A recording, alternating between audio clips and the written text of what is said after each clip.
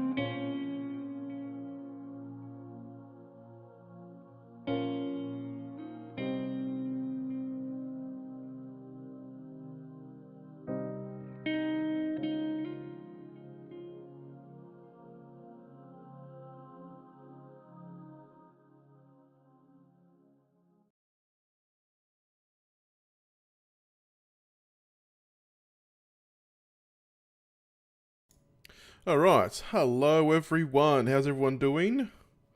Hope you are well today. Let's have a look here. It does look like the webcam does not decide to work today. So we're gonna fix that here in a second. I mean, doing these fixes live is always where the fun's at. Alright, so we'll look here.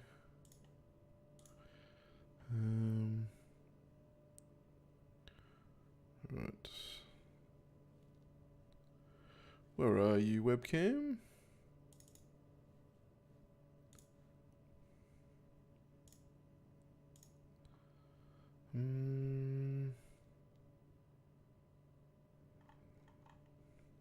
Sorry, 1 second here, folks. Just want to make sure we get that webcam up here so we can all make sure we're on the same page. But this thing does not seem to want to show. So what if we center on screen? What if we reload you, huh? How about that?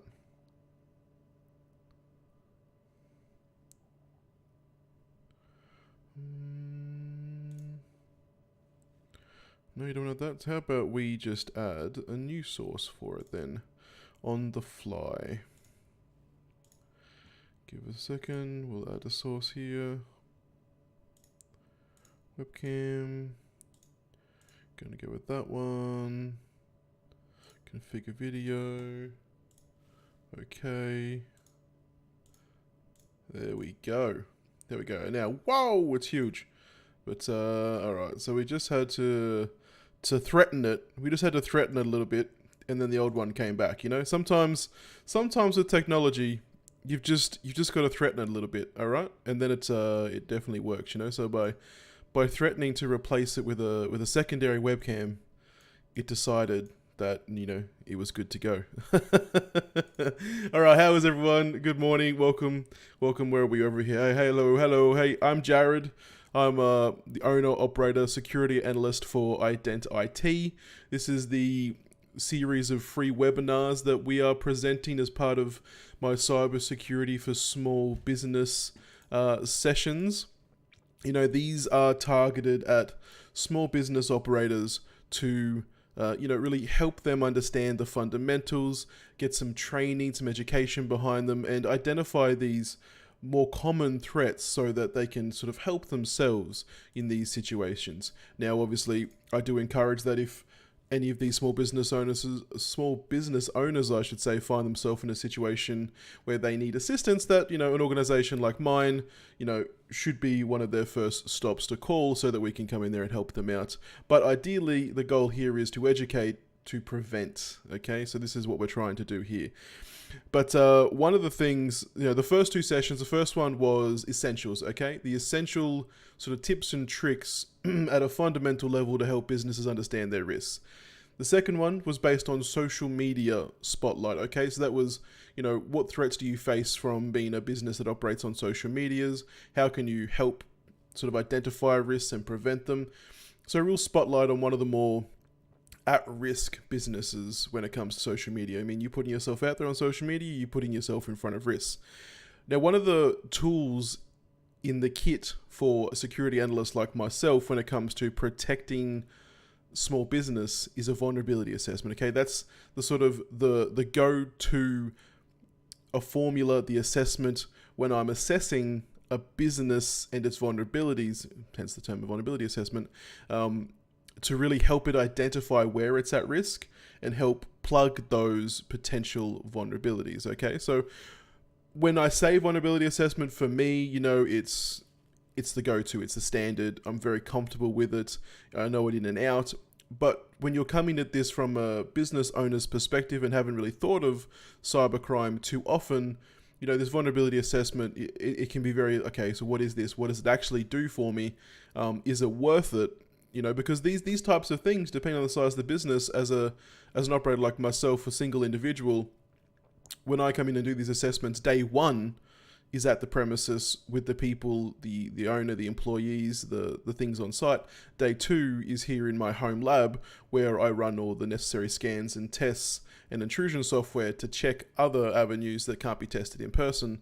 So for me, it's almost a 2-day event to take care of this full vulnerability assessment, and then I present a report to give to the person, the client, to show them what we found and how they can help themselves. So these things, this isn't a small, 1 hour, get it over and done with. This is what we found. This is a full scale assessment to make sure that we find as many of the vulnerabilities as we possibly can.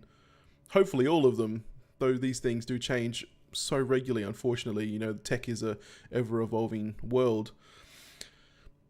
And the idea is to give you a complete assessment and a complete understanding of where you're vulnerable so that you're aware of that and you can work to fix it. Okay? Now, these are small 30-minute segments, so we don't have a lot of time, and, I can ramble about my passion here. So we're going to jump straight into this. The way this is going to be formatted here is, firstly, we're going to present a scenario, okay? Now, these scenarios have been pulled, this scenario in particular has been pulled from real-world events, okay? Real people, real situations. However, the names, information, businesses, anything to do with the event itself has been changed so as to protect the privacy of the people in question. But this is an exact example of event that has occurred, and it's a very common event at that. Now, I hope to present more of these in the future. I think a real fundamental way of learning is to see where other people have had issues, right? To see where other people have struggled or been caught out and have had to learn the hard way. This is unfortunate, but these things do happen. Now, following this scenario, we'll present how a vulnerability assessment, if it was completed, could have protected from these eventualities, okay? We'll talk about the Christmas break and when you're next going to see me live here on these free webinars, and then we'll stop for questions and hopefully get you back to the rest of your day, okay? So let's jump into it. So it's the scenario. All right. So this is an example of how a small business could be targeted, because it was how a small business was targeted. As you can see there, I've mentioned this was taken from real world events. Now, when talking to individuals about, their experiences in cybercrimes, how they've been affected, I do sort of ask the people, do you mind if I was to use this as an example for educational purposes? Obviously taking out any of your personal information, anything that could identify you, just using the scenario itself. Some people say yes, some people say no. If, anyone watching this has been a victim of a cybercrime, whether personal or as a business, please reach out. I do love to talk to people about this so I can help you, if you need it, understand what occurred and how to recover and, how to move on, but also so I can maybe take what occurred to you and help others understand and prevent it from happening to them, So let's jump into the scenario, okay? So we're going to start with a small business owner named Sam. Okay, so say Sam, he operates a small grocer in the local community. Just, a corner store. It's not your big chain. It's nothing huge. It employs 3 staff plus the owner themselves. They operate for the local community. They sell, bakery goods, your breads, your flour, your milk, your biscuits, your coffees, your roast chooks, whatever it is that your local grocer sort of sells. And personally, this business owner doesn't see themselves as a high risk. They're in the local community. They're not a big fish. Who even knows about them outside the local community? So that's the scenario we're in here. It's a small local business, small amount of staff. Functionality-wise, the store operates with 2 point-of-sale terminals at the front of the store where, customers come in and pay for their goods. There is a small office in the back of the store, where the owner goes to completes daily tasks, things like rostering, that kind of thing. In that small office, we have a standard home Wi-Fi router, a desktop PC, a printer, a removable storage device. If you're looking around your home office, your small business office, wherever it may be, probably things you're going to find in there too. Swap out desktop PC for a laptop or an iPad, whatever it may be. Pretty common setup for most small business. Now, one morning when Sam is opening the store, going about his regular routine. Part of that is he opens up the store, heads into the small office at the back to check emails. Typically, Sam needs to make sure that orders have been placed and are arriving per schedule, okay? Staff rosters and pays are completed, managing business accounts and finances, and sometimes personal matters that can't wait till end of day. These are all the things that Sam sort of might manage from that small office out the back of the store. Now, Sam turns on the PC to start his day, and as the screen appears, he notices there's a strange icon. A large padlock symbol has appeared, and with text underneath that padlock, not unlike the one in the top right there, it says, "This computer is locked. Contact the number below to unlock this PC." No matter how many times Sam restarts the PC, no matter how many times he, on his phone, searches up how to unlock these PC, Control-Alt-Delete, Control-Shift-Enter, like whatever combo of hotkeys and implements Sam with all his knowledge uses, he cannot get past this lock screen. When Sam calls that number, he will be advised that he has been the victim of a ransomware attack. They have taken his computer and locked it, and the only way for Sam to recover that computer and gain access will be to pay these criminals a certain amount that they set, and they will provide him with an encryption key which he can use to unlock said computer. Sam has been the victim of ransomware. Now that's pretty bad for Sam, okay? Because let's look at what we've just talked about here. Sam can't access that PC. That PC is on the local network. That PC has all of Sam's financial information, his employees' financial information, his ordering, his store records. If Sam can't get back into that computer, that business is closed until this issue is rectified. That's a huge issue for Sam, and something that is very common to a small business, okay? And this is why cybersecurity is so important, because you can wake up one morning and go to work, and that could be the last day you work for some time if the level of the threat that has occurred to you is sufficient enough. And this isn't doomsday prepping. This isn't trying to tell you that the world's coming to an end. This is facts. This is, as you can see there, I've included some information about the number just in particular to ransomware attacks. This is one type of threat, and I've chosen this one because it was a real scenario that I had talked to the individual about, and it occurred. This is only one vector of attack that could have been used, and you'll see why as we go through how vulnerability assessment would work, how vulnerable Sam's situation, his setup, may have been. You can see the numbers right there. So through 2016 to the first half, that number at the end there is the first half of 2022. And those are in millions of cases, okay? That's not 236 cases, that's 236 million cases in the first half of 2022. As you can see, 2021 was pretty close to a new record, 623 million cases reported worldwide. It's not a small number, So let's talk about how the vulnerability assessment. Now, I apologize for the small text here. Let me move the camera out the way to the side here so you can see this. But I wanted to get a lot of information on the screen here so you can follow along. But, if you're drinking your coffee, enjoying your morning routine, you feel free to listen along. And if you do have questions later, we will definitely cover these things for you. Just making sure I'm stopping here for a second. If there's any questions in the live chats, there is not so far. But by all means, please ask questions if you have them. As soon as I see them, I will respond. If you have questions later, please either comment on these or send me a DM. I've been speaking to some of you recently, which is lovely to see, and please continue to sort of ask your questions or have any concerns, please reach out anytime, okay? So let's look at how an assessment could have helped here. What do we look for during a vulnerability assessment? So we're summarizing this. Let's say in an alternate universe, Sam had reached out before this event took place, okay? Before the ransomware attack.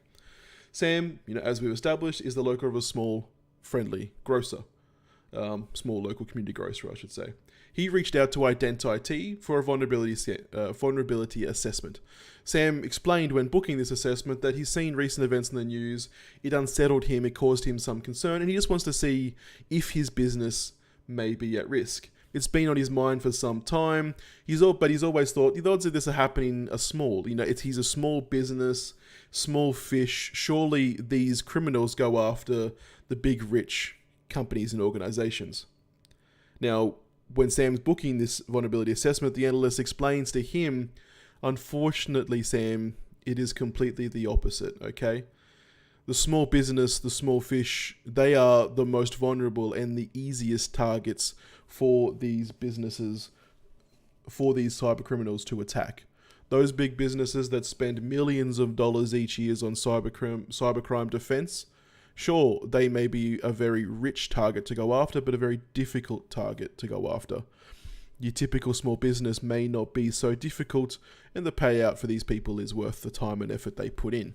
So that's what we have to consider here when we're looking at the risk. So unfortunately, Sam is told about this. He gets the vulnerability assessment started, and we look at just what we find during this process.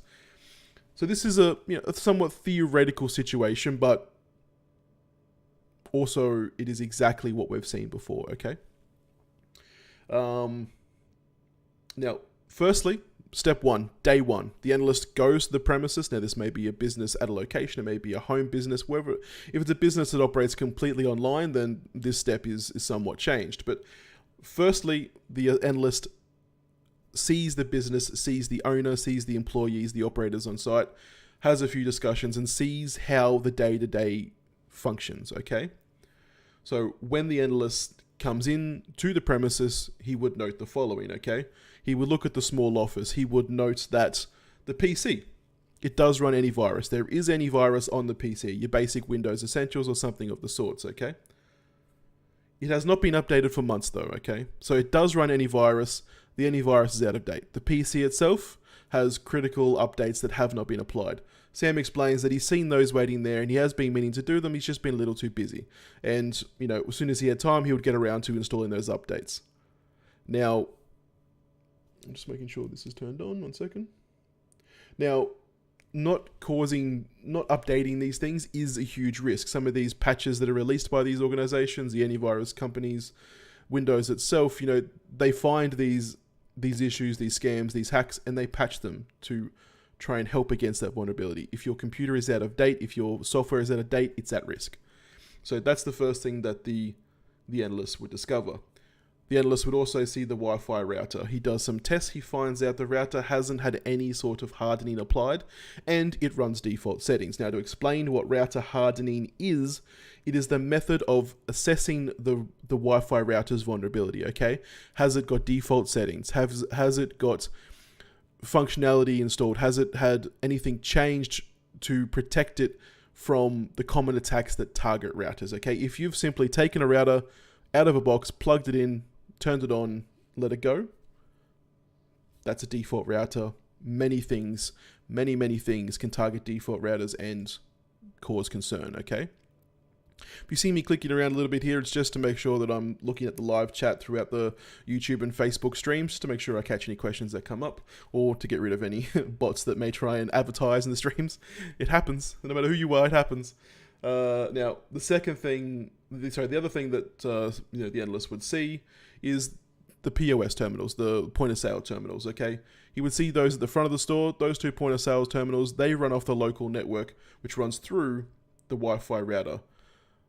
The analyst would then make the clarification that if there was an attack that occurred that targeted the Wi-Fi network, those point of sale terminals would be at risk since they run off that network, and if the network's compromised, the point of sale is also compromised. As we discussed earlier, Sam keeps quite a bit of information on that PC, okay? He keeps save files about his employees, his records, his ordering, his finances, his staff information. Pretty much the whole business runs off this PC. And all this information is saved to the desktop in files or folders, just organized how Sam likes it. It's not protected in encrypted files. It's not locked with keys. It's not stored in an offsite information. It's right there. The second that desktop gets compromised, all that information is also compromised straight away. There is also no backup policy in place, is what the analyst has discovered. There is a removable storage device. It has some information stored on it. It's left plugged into the desktop pretty much all day, every day, just as a sort of extra form of memory to help save things onto, to help organize files for Sam. But no backup is organized. So if the analyst right now was to wipe this computer, all that information's lost. It's not backed up anywhere. What does Sam do? He has to get all his client information, all his staff information, all his ordering information, all of his records for the last financial years and past financial years. It's all gone. What does Sam do? What does Sam do if a hacker comes in and takes that information and tries to sell it back to him? These are the risks that Sam is now coming to realize he is at risk of. The staff themselves, they may be somewhat savvy with technology and information and that kind of thing, but they've had no cybercrime prevention training, as probably is the same case with most small business and their employers and employees. It's not essential that you go through whole days worth of cybercrime training, but it is essential that they see a little bit of information about common threats, what to do and how to act in the event of a threat. It's the same as you train people in the event of an emergency, fire, flood, whatever it may be. If something bad is happening, people's instincts kick in. If they have never been trained to understand how to react to an event, those instincts can sometimes cause more harm than good.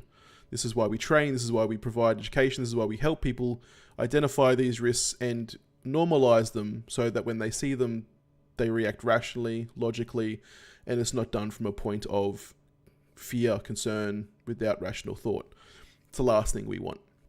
Because there's many things you could do here to react that could cause you irreparable harm. The other thing is that the business itself operates with no cybersecurity management plan. Now, if you don't know what a cybersecurity management plan is, it is, as I just mentioned, it is like a set of instructions for when the event occurs. Just like you have an emergency plan for evacuation for the building, or whatever it may be, a threat to the individuals inside. Someone walks in with a knife, threatens an operator. You have policies and plans, and you train your employees and yourself to counter these horrible events for if they ever occur. The same needs to be done for cybercrime, okay? Every business should have a cybercrime management plan in place that details the most likely threats to occur and how to react to those threats, so that in the event of something like this, you're onto it immediately, you're reacting, you're in the process of mitigating and recovering from the event, as well as reporting it just as a matter of course. Instead of flailing it around, trying to find, searching on your phone, oh, what do I do? How do I do? Who do I call? That can waste valuable time, okay? This is why these things are important. Now, if you're a business who has looked at your cybercrime management plan and thought, well, what I'll do instead is I'll just grab some cybercrime insurance, okay? Something bad was to happen, all my information was taken, I was, cost me X amount of dollars to recover from this, the insurance would pay out. Potentially.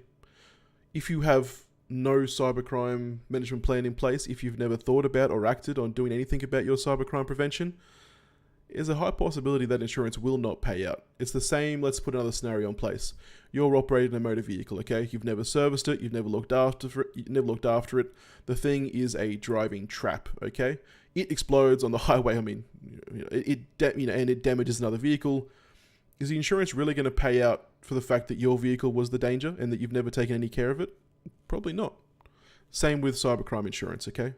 It's very difficult in that situation to say that you were not at fault if everything you have has never been checked or looked at and it was the reason that the attack occurred. Now, that's day one. The analyst goes through all this information. He finds out all that, presents all those findings in a report, collates it all. Day two, the analyst, from his home office, looks at the other threats that could occur remotely for the business, okay? The analyst comes back, he tries a brute force attack on the network itself. He finds out that he can access that network through that default router using the WPS system. He's able to, because it's a default router, it has WPS enabled, he's able to access that router, corrupt the network, gain admin access. He could shut down that network. Every device connected to that network he now has access to. The analyst was able to discover this, put that in a report. The analyst also discovers that he can gain access to the desktop computer. That desktop computer can be locked behind malware attacks, like ransomware. That desktop computer can be siphoned for information, all the employee data, all the information about paying creditors, orders, all that, taxes, everything that Sam ever stored on that computer, that analyst could now have access to. He could lock out Sam from that access. He could, ransom that information back to Sam. He could simply delete it if he was just looking to cause chaos, which some people do. This is the world we live in. Some people who perform cybercrime, their whole point is to just cause chaos, just cause harm. These are the risks that the analyst has discovered. He would present all those to the clients in a report detailing what they have found and the best ways for the client to protect themselves in the future from these types of events. If this kind of thing was done, Sam would be aware that he was of high risk of a ransomware attack, and it may have prevented Sam from falling victim to this and never being able to access that computer again. Sam could have made the choice to pay that ransom. In this real world scenario, Sam did not make that choice. Sam did not pay the ransom. He tried to reset the computer. The computer was wiped clean. Sam lost all that information, everything, all about the company finances, staff information. That information was taken, potentially sold on the black market, and Sam lost access to it all. That's how bad it can get. And that's just one vector out of all the threats. We also said that Sam's network was vulnerable. The POS systems could have been targeted. So that's how, this is the real world scenarios here. That's how bad it could have been. And that's how bad it was. So that's a small 30-minute sample. We're quickly running out of time here. It's a small 30-minute sample of just how quickly things can go from normal to very, very bad. And why a vulnerability assessment can prevent this from happening. It can help you understand where these threats are, patch those up so that you're not at risk, okay? If you have any questions, if you wish to reach out to me through my social medias, through DMs here, comment on the videos. If any of this seems like something that you yourself are concerned about but are putting off, please don't, because you don't want to end up like Sam, okay? Reach out to me. Happy to have free consultation, any initial discussion here with me with Ident IT, talking about your business, your personal security. Are you at risk? All those consultations are free. If you decide that you wish to go ahead and book a vulnerability assessment, based on the size of your business, how long that vulnerability assessment takes, we'll talk about the cost then. But the cost of not doing this, I can guarantee you, is far, far more. Okay. Now, this is the last webinar for this year. We will be kicking this back up in the new year. I haven't yet decided on what the next content video will be for the new year. If we will do a spotlight on a particular type a vector of threat, or if we'll talk about a type of business and what they may be victim of. If you have any suggestions, if there's something you really want to know about cybersecurity, leave a comment. Hit me up in a DM, say, hey, Jared, did you mind talking about this particular subject next time? Keep it in mind, and it may just be the subject I choose. So leave a comment, hit me up in DMs, let me know what you want to listen to, what you want to hear, and that's what we'll talk about next time, okay? Otherwise, have a great Christmas period. Have a happy holidays. Wishing you a safe and happy Christmas period with your friends, family. We will see you again in the new year. If you want to hit me up on social media, there are the social media links there. Please ask any questions you have in the chat here. We're a little over time, but I'm happy to hang out for a few minutes and answer any questions. Otherwise, there's my information to hit me up, later on if you need to. And don't forget, if you were one of the people that put in your Queensland Business Basic Grant applications, and you should have been advised by now if you were successful in the next round of putting your application in with exactly what you would want to spend that, move the wrong thing, exactly what you would want to spend that $5,000 Business Basic Grant on. Here's where you put together the package of marketing, business coaching, and, as you can see, cybersecurity, okay? We're offering a couple of really discount packages to focus on a growing business and the risks a growing business faces when it's expanding, when it's increasing in volume. A couple of those packages could be easily included into your Business Basic Grants just to make sure that you take care of your cybersecurity as well as taking care of all the other things you need. But please reach out if you want to talk further about this. Happy to, okay? Now, that's going to be me. I've taken up enough of your time today. Enjoy the rest of your day. Have a happy holidays, and I'll see you next year. Goodbye, everyone.